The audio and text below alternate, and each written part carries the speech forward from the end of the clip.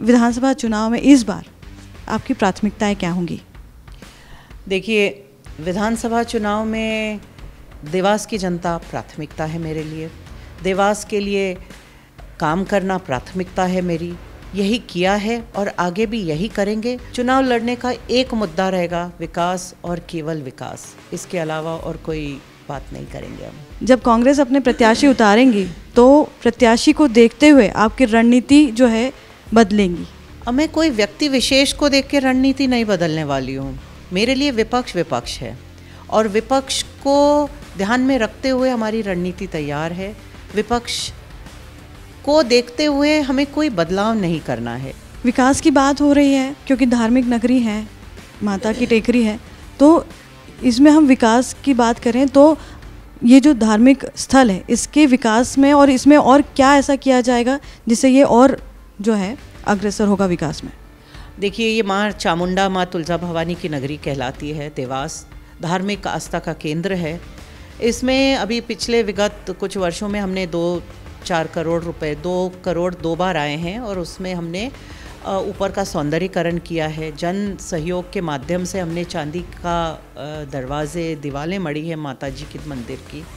और अब आने वाले समय में हम जैसे महाकाल लोक का कॉरिडोर बना है, उसी के आधार पर, उसी को देखते हुए छोटा ही सही पर एक बहुत ही सुंदर देवी लोक बनाने का प्लान हमने रखा हुआ है। देवास को स्मार्ट सिटी की श्रेणी में लाने के लिए कितना और काम करना आपको लगता है कि अभी और कितने काम की ज़रूरत है, कितना विकास की ज़रूरत है?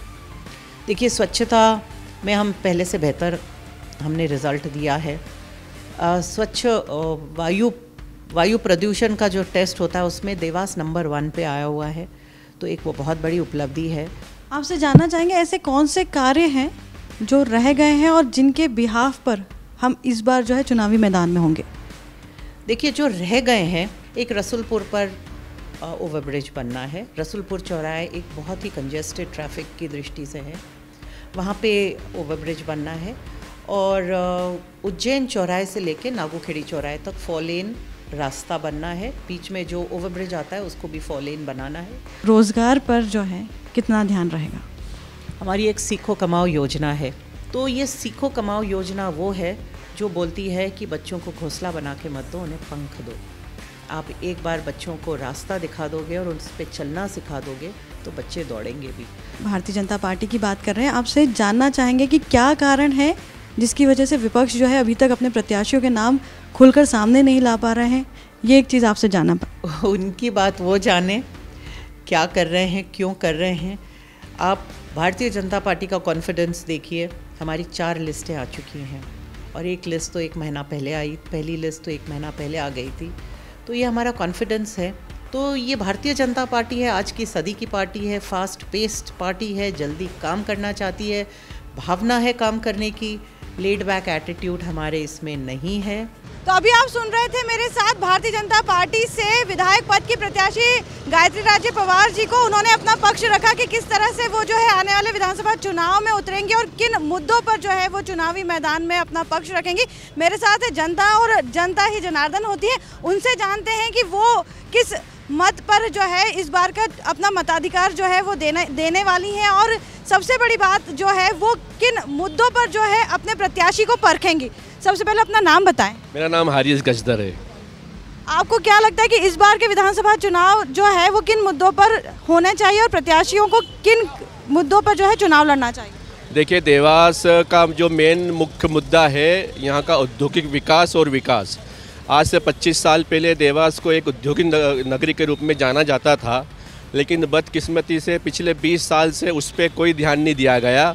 वहाँ पर पूरी की पूरी सड़कें ख़राब हैं, विकास के नाम पर कुछ भी काम नहीं हो रहा है। बड़े बड़े जो उद्योग हुए हैं वो बंद हो चुके हैं। जो बड़े मुख्य उद्योग हैं वो यहाँ से ट्रांसफ़र हो रहे हैं। कहने का मतलब थे कि जो देवास की मुख्य पहचान है, देवास की जो औद्योगिक नगरी है, उसकी तरफ कोई ध्यान नहीं दिया जा रहा है। इस वजह से यहाँ पर जो बेरोजगारी की दर है वो दिन ब दिन बढ़ती जा रही है। तो आपको क्या लगता है कि यदि भारतीय जनता पार्टी अपने प्रत्याशी को उतारती है मैदान में, गायत्री राजे पवार को, तो वो जो है आपकी इन सारी समस्याओं का निराकरण कर पाएंगे?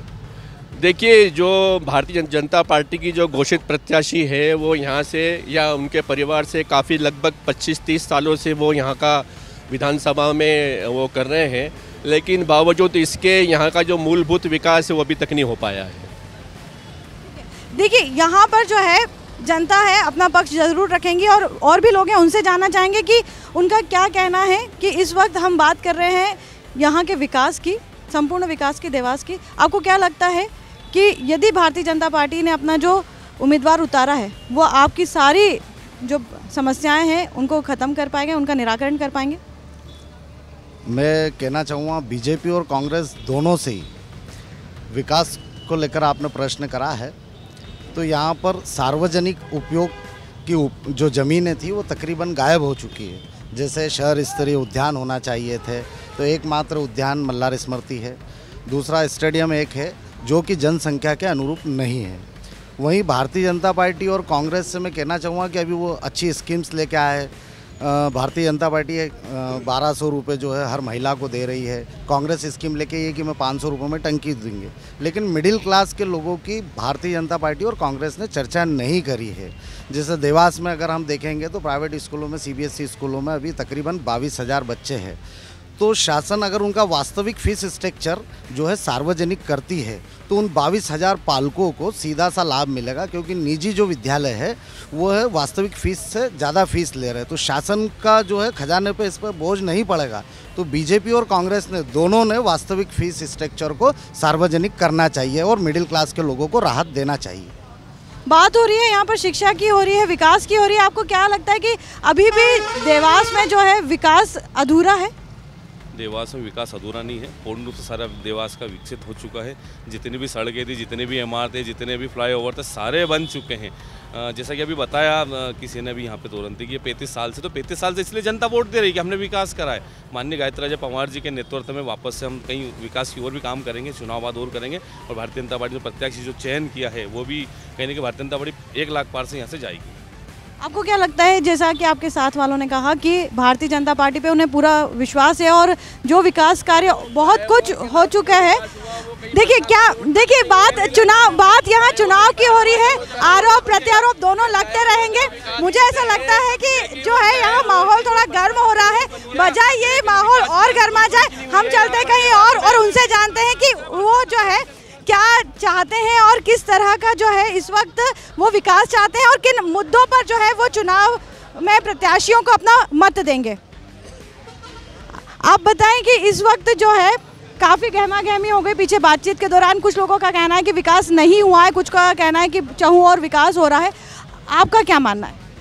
देखिए, चुनाव में विकास के मुद्दे लगातार उठते ही रहते हैं। दोनों दल विकास की बातें ज़रूर करते हैं और ग्राउंड पे विकास ऐसी प्रक्रिया है जो निरंतर होती रहती है। सरकार चाहे किसी की भी हो, कोई सा भी दल गवर्नमेंट में रहेगा तो जो ब्यूरोक्रेट्स काम कर रहे हैं वो लोग विकास करेंगे ही करेंगे। जो काम रूटीन प्रोसेस है, विकास एक्चुअल में किसी के कुछ कर देने से अलग से कुछ नहीं होता। विकास एक रूटीन प्रोसेस है और वो होती है। ये ज़रूर है कि कुछ नेताओं का अपना विज़न रहता है, वो कुछ अपने अलग काम करते हैं। अब चूंकि चुनाव है तो दोनों ही पार्टियाँ अपनी अपनी बात ज़रूर रखेंगी। बिल्कुल सही कहा। जिस तरह से चुनाव में दोनों पार्टियां अपने अपने बात जरूर रखेंगी, उसी तरह से जनता भी जो है अपनी बात रखने के लिए पूरी तरह से स्वतंत्र है। और मैं जानना चाहूँगी कि जैसा कि अभी आपने कहा कि कई सालों से जो है विकास नहीं हुआ, यदि विकास नहीं हुआ है तो फिर लगातार एक ही परिवार जो है किस तरह से और किस बेसिस पर जो है वो चुनाव में जीता आया है? भाई, जनता बहुत भोली है, हम देवास के लोग काफ़ी भोले हैं और मुझे बोलने दीजिए। जनता से हर चुनाव के वक्त ये वादे किए जाते हैं कि हम आपके लिए ये करेंगे, हम आपके लिए वो करेंगे, सरकार बन जाएगी तो ये किया जाएगा, सरकार बन जाएगी तो वो किया जाएगा, लेकिन पूरे के पूरे वादे अधूरे रहते हैं। आपको कई बार मौका मिला है, कई बार के चुनाव हुए, फिर भी आप बार बार ये कह के अपने आप को बचा रहे हैं या दूसरों पे दोष दे रहे हैं कि हम भोले हैं। तो कई बार के बाद भी आपको ऐसा लग रहा है कि हमें जो है अब किसी और को नहीं, हमें सीखने की जरूरत है, जनता को समझने की जरूरत है। इस बार जनता, देवास की जनता मुंड बना चुकी है निश्चित तौर पर। इस बार परिवर्तन निश्चित है। मैं आपको विश्वास दिलाना चाहता हूं देवास की जनता की तरफ से कि इस बार जनता एक विकास की तरफ से वोट करेगी और परिवर्तन निश्चित है। मैडम, ये तो अब समय देखेगा कि कितना इनका जो भरोसा है वो आने वाले समय में जो है बन पाता है और कायम रहता है। आपसे जानना चाहेंगे, आप किसे वोट देंगे? सबसे पहले तो बात यहीं से शुरू करते हैं। देखिए, वोट देने वाली बात है तो ये तो मेरा व्यक्तिगत अधिकार है, मैं किसे वोट दूंगा ये मैं ही जानता हूँ। ये बिल्कुल, देखिए यहाँ पर जैसा इन्होंने कहा कि जनता बहुत भोली है, पर मैं ये मानती हूँ कि जनता भोली होती थी पर अब भोली नहीं है। अब जनता समझदार हो चुकी है, उसे अपने हक का सही प्रयोग करना आता है, उसे पता है कि आपको जो है एक ही बार मौका मिलता है अपने विकास के लिए, व्यक्ति चुनने के लिए। और यहाँ पर इनकी बात से ये सिद्ध हो गया है कि आज की जो जनता है वो ये जान चुकी है, वो जागरूक हो चुकी है कि उन्हें जो है अपने मताधिकार का सही प्रयोग करना है। जी बिल्कुल। आपसे जानना चाहेंगे कि जिस तरह से विरोधाभास यहाँ हो रहा है, आप इस बात से सहमत है कि यहाँ पर विकास नहीं हुआ है? नहीं, विकास होता नहीं तो ये सारी चीज़ें होती नहीं। जैसा कि किसी मेरे पूर्व वक्ता ने कहा कि ये चीज़ वहाँ हो गई, ये चीज़ वहाँ हो गई, मतलब कुछ ना कुछ हुआ है तभी तो आग उठी लगी है और तभी आंधी धुआं उठा है। पर कोई चीज़ व्यवस्थित तरीके से होती तो वो चीज़ मान्य होती। दूसरी बात, आप कह रहे हैं कि विकास, नेतृत्व, तो जो लोग आरोप लगा रहे हैं वो अपना नेतृत्व बता दें कि हमारा नेतृत्व क्या है, और जो लोग कह रहे हैं कि हमने विकास किया तो वो अपना विकास बता दें। ये बात सही है कि कुछ ना कुछ तो हुआ है। आज आप देवास शहर की बात कर रहे हैं तो कुछ ना कुछ विकास हुआ है, ड्रेनेज सिस्टम से मुक्ति मिली है। देवास ने वो समय भी देखा है जब हमने ट्रेन से पानी पिया है। सरकारें उस समय भी थीं, सरकारें आज भी हैं, तो कुछ ना कुछ तो मूलभूत सुविधा मिली हैं बिजली से। पर हाँ, ये सुविधा आपको ये भी कहना पड़ेगा कि कुछ अच्छाई के साथ हम कोई बुराई भी लेके आते हैं, तो कुछ बुराइयां भी हैं सत्ता के साथ। आपसे जानना चाहेंगे, आपको मैंने 2 बार मौका दिया, नहीं आपको मौका दिया, मैं किसी और को भी मौका देना चाहूंगी। आपको देखिए, ऐसा है कि यहाँ पर आप ना अपनी बात जबरदस्ती नहीं रख सकते। आपसे जानना चाहेंगे कि आपके क्या विचार? देवास में बहुत अच्छा चहुमुखी विकास हुआ है हमारी श्रीमंत राजमाता गायत्री राजे पंवार के नेतृत्व में।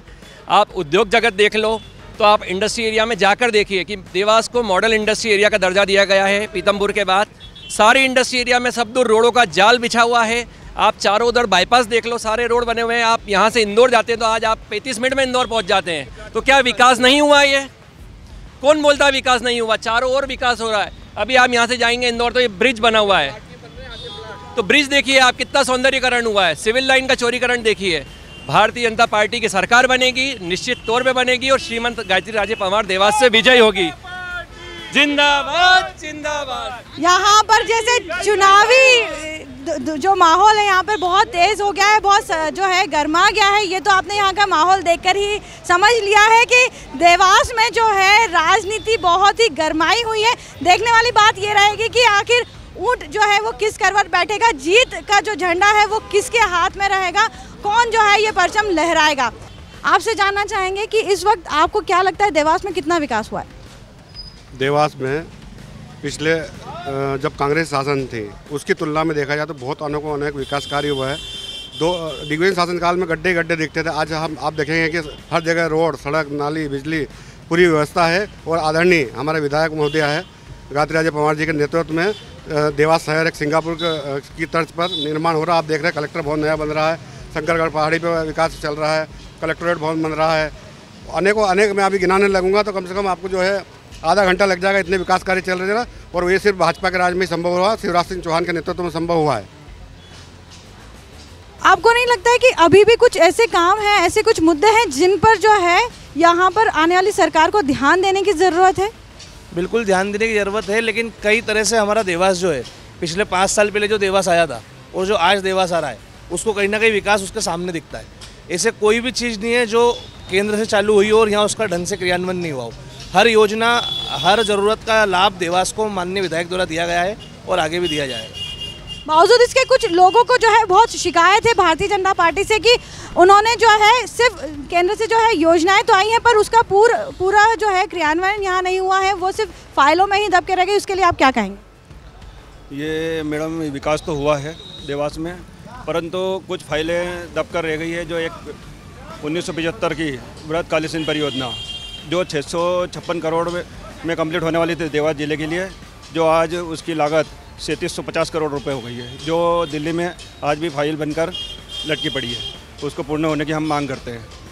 आपको क्या लगता है कि यदि वापस से बीजेपी आती है तो ये जो अधूरे रुके हुए कार्य या जिस मुद्दे की आप बात कर रहे हैं, ये सब आगे जो है इनका क्रियान्वयन हो पाएगा? हम तो चाहेंगे कि अगर बीजेपी आती है या कांग्रेस आती है तो दोनों पार्टियों में से जो भी आए वो इस परियोजना को पूर्ण करे।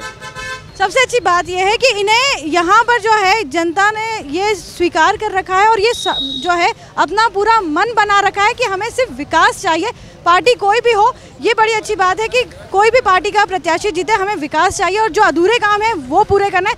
यहाँ पर हमारे साथ जहाँ हम खड़े हैं उन्हीं की दुकान है। आपका नाम बताएं सबसे पहले। प्रतीक शास्त्री। आप यहाँ कितने सालों से अपना जो है व्यापार संचालित कर रहे हैं?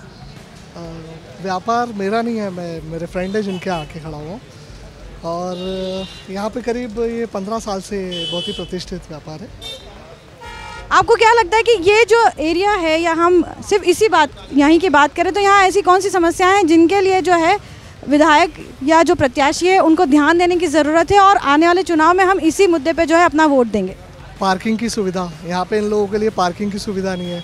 रोड चौड़ीकरण होना चाहिए, यहाँ पे रोड चौड़ीकरण नहीं है। यहाँ के जो स्थानीय विधायक है उनको इस चीज़ पे बहुत पहले से ध्यान देना था कि ये इतना मुख्य मार्ग है, इस पे इन चीज़ों की सुविधा पहले से होनी थी, बट नहीं है। त्यौहार के समय पे हम लोग देखते हैं, आते हैं तो यहाँ पे 4 व्हीलरों की एंट्री तक बंद करना पड़ती है, ये स्थिति बन जाती है। यहाँ पे इतनी कंजस्टेड है ये पूरा एरिया।